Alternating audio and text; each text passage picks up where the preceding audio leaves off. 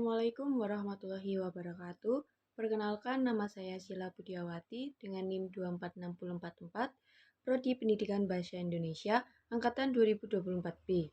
Video ini saya buat untuk memenuhi tugas akhir mata kuliah Teori Belajar Bahasa yang diampu oleh Ibu Dr. Diana Mayasari, MPT. Selamat menyaksikan.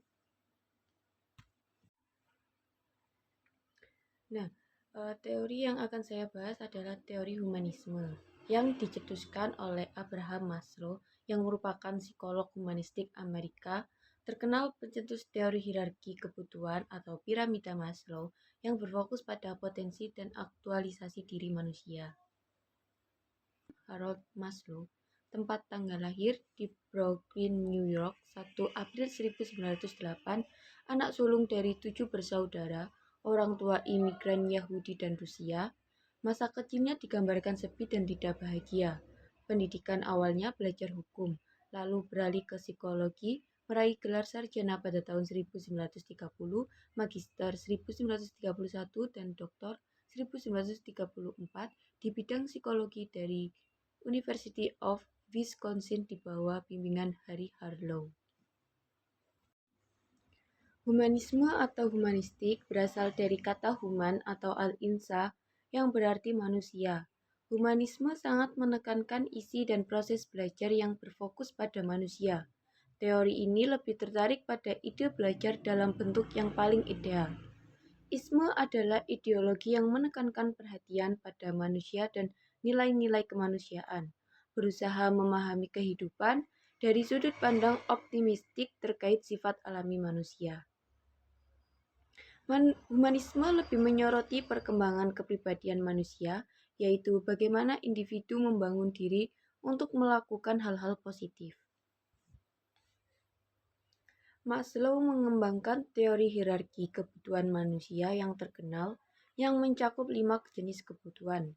Kebutuhan yang lebih rendah harus dipenuhi sebelum kebutuhan yang lebih tinggi dapat mempengaruhi perilaku seseorang sesuai dengan urutan dalam hierarki tersebut.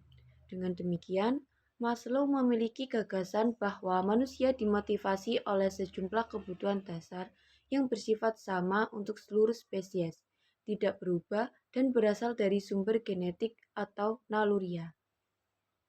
5 jenis kebutuhan manusia. Yang pertama ada kebutuhan fisiologis, kebutuhan dasar seperti makanan dan air. Dalam konteks pendidikan, siswa yang lapar tidak dapat berkonsentrasi saat proses belajar. Yang kedua, kebutuhan keselamatan, kebutuhan akan keamanan dan perlindungan. Dalam pembelajaran, lingkungan yang aman sangat penting untuk mendukung proses belajar.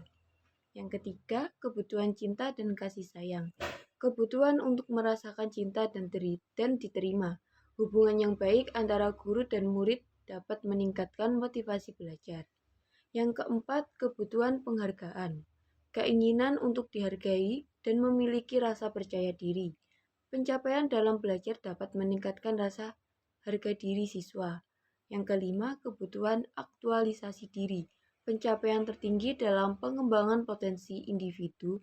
Pembelajaran harus memberi ruang untuk ekspresi diri dan realisasi potensi. Selanjutnya adalah peran teori humanisme dalam pembelajaran bahasa Indonesia. Yang pertama, menciptakan lingkungan aman. Guru harus menciptakan suasana kelas yang nyaman sehingga siswa merasa aman untuk berpartisipasi. Yang kedua, aktivitas kolaboratif dalam pembelajaran bahasa. Aktivitas seperti diskusi dan kerja kelompok dapat memenuhi kebutuhan cinta dan kasih sayang, memberikan rasa kebersamaan. Yang ketiga, pengakuan prestasi. Menghargai setiap prestasi siswa sekecil apapun untuk memenuhi kebutuhan penghargaan mereka. Yang keempat, pendekatan individual. Memahami kebutuhan siswa secara individu dan membantu mereka dalam mencapai aktualisasi diri melalui pembelajaran yang personal. Contohnya, seorang guru bahasa Indonesia dapat mengadakan proyek kelompok di mana siswa bekerja sama untuk menulis cerita.